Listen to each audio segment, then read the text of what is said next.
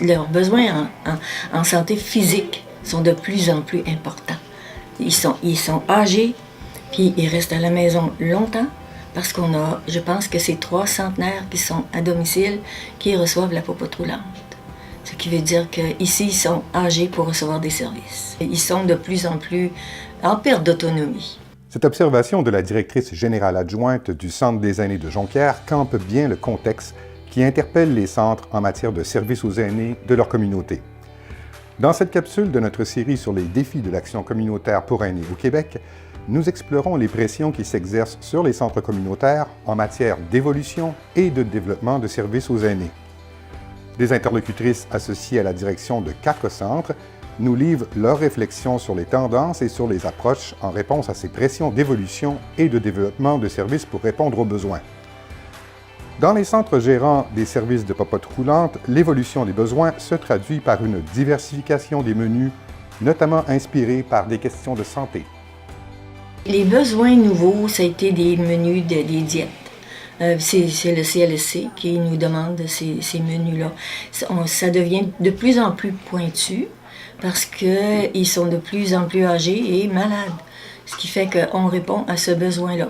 La directrice générale du Centre d'entraide aux aînés de Gatineau, Christiane Charon, constate que les besoins évoluent aussi au niveau de son service d'accompagnement transport. On a enrichi un peu le programme d'accompagnement transport en offrant pour des besoins spéciaux. Quand ils ont des problèmes de cancer, les dialyses pour les problèmes de reins, etc., physio, c'est des besoins auxquels on répond, mais c'est des choses à long terme ou à moyen terme, 3-4 fois par semaine ou même 5 fois. Donc ça mobilise beaucoup de bénévoles, de temps. Puis ça nous coûte plus cher. On ne veut pas faire payer les gens trop cher aussi parce que c'est déjà cher de se garder en santé. Puis l'année qui vient de passer, on a eu quelques situations comme ça qui nous fait poser la question, mais il ne pourra pas augmenter beaucoup, là, ce service-là. Ça pose question parce qu'il peut y en avoir de plus en plus. Mais là, qu'est-ce qu'on va faire avec? Face à l'évolution des besoins de services dans une société vieillissante, certains centres actualisent la mission de leur organisme. Au moment de la planification stratégique, on s'est penché sur la mission de l'organisme.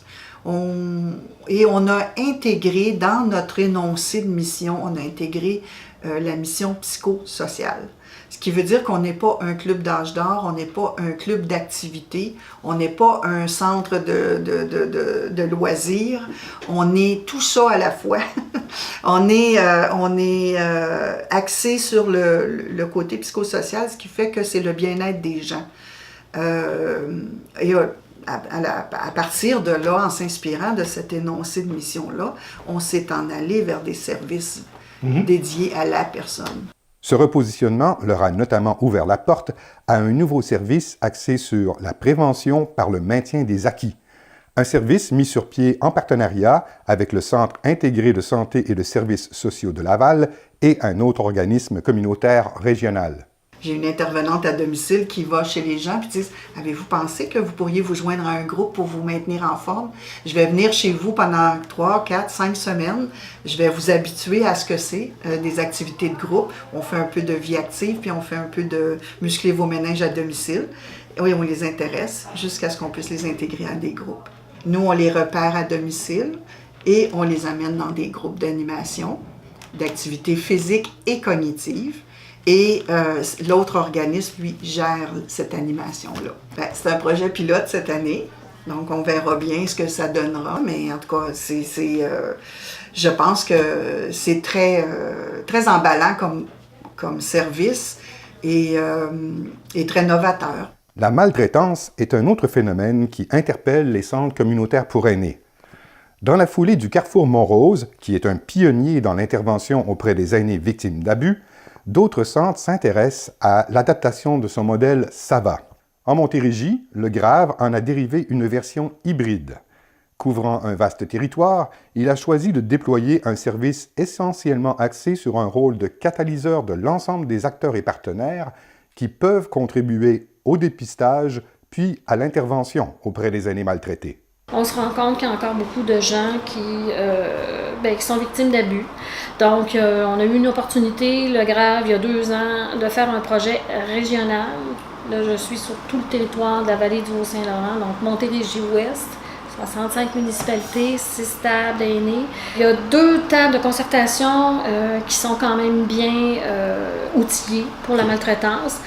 Mais on dit qu'il y en a quand même 4 qui ne le sont pas outillés. Ce qu'on veut avec le projet SAVA, c'est s'assurer que l'aîné victime d'abus sur tout le territoire de la Montérégie-Ouest va avoir droit à recevoir le même service. On est en train de mettre de travailler une trajectoire. Ce qu'on veut, c'est de savoir que l'aîné, quand il va arriver avec quand il va y avoir une dénonciation, c'est quoi le chemin que l'aîné prend pour se rendre jusqu'à ce qu'on puisse l'aider. Ce qu'on veut, c'est outiller chacune des tables de concertation, puis aller chercher des partenaires solides qui, eux, à ce moment-là, avec nous, vont travailler les dénonciations. À Gatineau, le Centre d'entraide aux aînés est aussi conscient du phénomène, mais il s'interroge sur la contribution qu'il pourrait apporter aux victimes de maltraitance. Il y a toute la question de la maltraitance qui émerge. Puis, je dirais qu'en termes de services directs, là, il y a peu de choses dans la région. Ça vient d'arriver, là, ce questionnement-là. On ne se préparait pas à aller vers ça, je te dirais,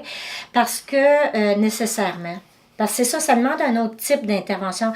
Bon, moi, je l'associe à la violence, là, tu sais, une violence économique, une violence... Fait que, tu sais, c'est une intervention qui est différente au niveau psychosocial, puis tout ça. Donc, il faut des formations différentes, faut préparer, faut travailler en fonction de ça. Moi, dans un premier temps, je discuterai avec mes partenaires. Là, qu'est-ce qu'on fait avec ça? Mais comme organisme, de prendre ça, c'est pas évident. Moi, je pense que ça prend une préparation. En tout cas, moi, comment je travaille, tu sais, je vais pas prendre un service. OK, c'est bon, il y a un trou, on le fait. Il faut y réfléchir comme il faut savoir comment on va le faire. La tentation à développer des services pour répondre à tous les besoins est grande. Moi, là, j'aurais voulu être capable de répondre à tous les besoins d'une personne qui peut rentrer ici à partir de 60, nous, c'est 50 ans et plus, là.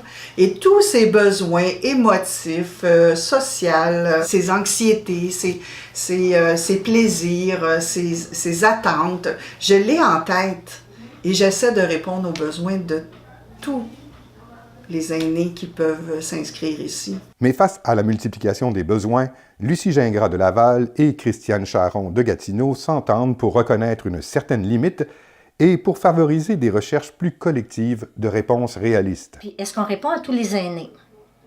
Aussi, c'est important de se poser, on répond à certains aînés, mais est-ce qu'on répond à tous les aînés? Fait qu'on va, regarder à faire une réflexion cet automne, mais il faut le réfléchir. Puis il faut le réfléchir de façon collective aussi. C'est pas juste un organisme, on est dans la communauté aussi. Puis on travaille avec plusieurs organismes où on échange beaucoup de choses, puis je pense il y a une compréhension qu'on se donne mutuellement des choses. Fait qu'on moi j'amène des questions, des belles grosses questions. On fait partie de plusieurs associations et dans l'échange d'idées entre organismes, c'est là que on peut discuter des nouveaux besoins qui émergent, comparer entre un organisme qui offre à peu près les mêmes services que nous dans la région. On peut se parler et de là va émerger des nouvelles idées. L'intérêt à se parler entre organismes, ça peut aussi éviter des dédoublements. Ce qu'on peut voir, par exemple, en partenaire, c'est peut-être se parler et de dire, regarde, on voit qu'il y a tel et tel besoin, moi, je ne le prendrai pas, mais toi, tu en as déjà une partie. Est-ce que tu penses que ça serait intéressant pour toi, mais je ne me développerai pas en écrasant un autre à côté. La pression pour l'évolution et le développement de services ne vient pas seulement des membres vieillissants ou des aînés de la communauté. Elle vient aussi de plus en plus du réseau de la santé et des services sociaux. Tout le bouleversement au niveau des services de santé et services sociaux, là, je pense que ça joue. Eux-mêmes ont des pressions puis ont besoin de référer ailleurs de plus en plus. Donc, je dirais qu'entre autres, ces bouleversements-là sont là. Lucie Gingras, du Rendez-vous des aînés de Laval, estime que les centres communautaires ont le bon profil pour saisir les occasions offertes par le réseau de la santé. Au niveau ministériel, on sent vraiment une volonté de travailler en partenariat avec les organismes communautaires. Pour 2 raisons, je dirais. Bon, les pessimistes vont dire, on sait bien, les organismes communautaires, eux autres, ils coûtent moins cher que le réseau de la santé. Mais c'est juste que nous, on est capable de s'adapter rapidement aux besoins de la clientèle. Alors que le réseau de la santé, qui parfois a 4 000, 5 000 employés, c'est pas possible de changer une façon de faire en criant ciseaux. Là. Nous, on a cette habitude-là de s'adapter. Lucie Gingras perçoit une réelle volonté gouvernementale de multiplier les partenariats avec le communautaire. Sa collègue de Vaudreuil-Soulanges, Marie-Christine Floch, constate toutefois que les intentions demeurent encore souvent floues. Qu'est-ce qu'ils sont en train de regarder? Je pense que le gouvernement a une bonne idée de ce qu'il veut faire. C'est juste qu'on ne le sait pas encore. On est en train de découvrir. On le sait qu'il va peut-être y avoir des choses qui vont être développées au niveau du service répit à domicile. Donc, est-ce que je vais ouvrir le service répit à domicile, de dire que est-ce qu'on va aller plus loin que juste donner du service répit aux gens qui sont atteints de la maladie d'Alzheimer? Parce qu'on a beaucoup de demandes de gens qui ont des besoins des aidants naturels, qui ont des gens qui ont des maladies physiques, des problématiques physiques, mais on ne les prend pas. Est-ce qu'on va aller vers ça? Même si les perspectives demeurent à être précisées, en Montérégie, les organismes communautaires se préparent. Bien là, en ce moment, ce qu'on est en train de travailler, puis c'est tout nouveau, c'est que la table régionale des organismes montérégiens a le dossier du service répit. Justement, pour voir sur tout le territoire de la Montérégie, comme c'est inégal, le type de service, de voir un petit peu comment on va travailler les nouvelles ententes de service, parce qu'il va y avoir de la renégociation à faire, mais qu'on puisse se tenir entre organismes qui donnent le service répit, puis évaluer là, qu'est-ce qui se fait à l'extérieur. Pour bien évaluer les prochaines occasions de partenariat de services avec le réseau de la santé, nos interlocutrices estiment important d'établir certaines limites. Pour moi, la vieille, tu sais, je suis, longtemps, je suis très organisme communautaire autonome. On est des petits organismes, on est nés du milieu et on répond, tu sais, on a des services de proximité, puis on a un bon lien avec nos membres, on a un bon lien avec nos bénévoles. Fait que, tu sais, c'est comme, il y a une façon d'intervenir qui nous appartient puis qui est importante pour moi. Tu sais, on n'est pas des petites institutions, on n'est pas des réponses. Tu sais, je voudrais pas qu'on devienne un petit siège du CIS, là. Fait que ça, c'est des questions que les petits centres ont à se poser ou à se positionner. On n'est pas des petites entreprises. Faut que je fasse attention à ma mission. Ma mission, c'est de m'assurer que les aînés, les gens de 50 ans et plus dans Vaudreuil, restent le plus longtemps possible à domicile, en les informant, en les accompagnant. Elles évoquent aussi des limites liées aux soins requis ou à la lourdeur des cas avec lesquels un centre communautaire puisse composer. Pour répondre à ces besoins-là, c'est de les référer. Au niveau santé, là, nous autres, on n'y peut rien. Là. On les réfère. Puis il y en a encore qui n'ont pas de médecin. Là. Les médecins sont décédés, puis les aînés n'ont pas de médecin. Ce qui fait qu'il y a des GMF, là, des cliniques médicales, ce qui fait qu'on les réfère là, puis ils finissent toujours par avoir une réponse quand ils sont patients. Un autre exemple, il m'appelle pour me dire « on aurait besoin de vous, on aurait besoin qu'une de tes personnes aille à tel endroit pour s'assurer que la personne prenne son médicament. » Bien, c'est parce que c'est pas dans mon mandat de faire ça. Là. Ça c'est vraiment c'est votre mandat à vous, c'est dans votre cours. Non, j'y vais pas. Mais j'aurais pu décider d'y aller puis créer un précédent. C'est ce genre de limite-là qu'il faut travailler. Qu'est-ce qui m'appartient? On vient tout le temps. Qu'est-ce qui m'appartient? Qu'est-ce qui ne m'appartient pas, puis d'essayer d'éviter de vouloir tout faire pour... C'est sûr qu'on a un petit côté qu'on veut aider la personne, mais je pense qu'il faut garder une distance, il faut se garder une petite distance. C'est sûr qu'il y a toute la notion de santé mentale qui s'installe parfois avec le vieillissement. On connaît plein de légères démences qui s'installent, de l'anxiété profonde. On a des activités pour les repérer, on fait attention, mais à un moment donné, il faut les référer à d'autres organisations qui sont plus outillées pour accepter une clientèle là, qui commence à avoir des soucis de santé mentale. Au niveau du bénévolat, pour les organismes, les centres d'action bénévole, les visites d'amitié qui étaient avant qui était plus facile. On arrivait, on disait à la personne, OK, on a quelqu'un qui va aller briser votre isolement, qui va aller être avec vous. Mais c'est que les visites d'amitié faites par les bénévoles, c'est très difficile maintenant, là, parce que les problématiques sont plus lourdes chez la personne qui vit à domicile. C'est multi-problèmes. Donc, le bénévole est plus capable de supporter ça, cette lourdeur de cas. Nos 4 interlocutrices dans cette capsule gèrent toutes d'assez gros centres avec plusieurs employés permanents. Comme les pressions pour développer des services, notamment les pressions du réseau de la santé, se manifestent dans tous les milieux, nous leur avons demandé comment, à leur avis, des centres misant plus fortement sur l'action bénévole devraient réagir à de telles pressions. Voici les réflexions de Raymonde Clavet de Jonquière et de Marie-Christine Floch de Vaudreuil-Soulanges. C'est un peu comme la poule et l'œuf. Vous commencez à donner des services, vous avez l'impression que vous créez des besoins, là, vous répondez aux besoins en même temps. Je pense à nous autres, quand on a commencé au début, comment on a administré ça. Il faut faire très attention à comment votre organisme évolue, la croissance de votre organisation. Il ne faut pas s'endetter jamais. Pour un petit organisme qui commence, c'est pas évident, c'est difficile.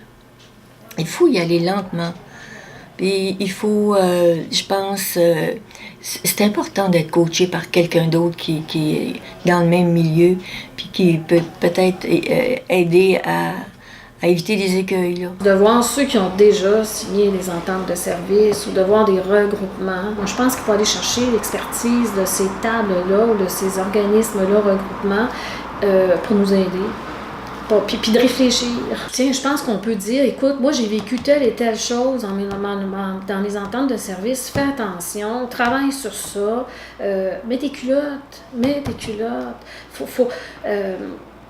Faut surtout pas accepter de faire des choses parce qu'on a signé une entente de service. Faut toujours regarder, est-ce que c'est dans ma mission? Est-ce que ça fait partie de ce que je dois faire? La directrice du GRAV s'interroge aussi sur la capacité réelle des bénévoles d'assurer la prestation de certains services. Puis là, je ne suis pas contre les bénévoles, mais je pense qu'il y a certains services, malheureusement, il faut que ce soit donné par des employés. Ça paraît pas, mais ça demande beaucoup d'implication, même pour un employé. Motivant, c'est un suivi. Est-ce que les bénévoles, vous savez, un bénévole, vous faites ça parce que vous avez le plaisir de le faire. À un moment donné, vous vous rendez compte que c'est trop là, pour ce que vous voulez faire. Je ne dis pas que c'est pas faisable, mais ça va prendre de la gestion, puis ça va prendre de l'encadrement. Nous avons tenté de limiter la portée de cette capsule aux défis d'évolution et de développement des services. Nous reconnaissons que, dans le présent contexte, c'est une thématique qui est intimement liée à l'enjeu des partenariats, enjeu auquel s'attarde une autre capsule de cette série sur les défis de l'action communautaire pour aînés au Québec. Rappelons que cette série n'a pas la prétention de mettre en valeur des pratiques exemplaires. Nous souhaitons simplement que les témoignages d'organismes présentés dans cette capsule puissent inspirer la réflexion d'autres centres communautaires qui ont à composer avec des pressions pour l'évolution et le développement de services aux aînés.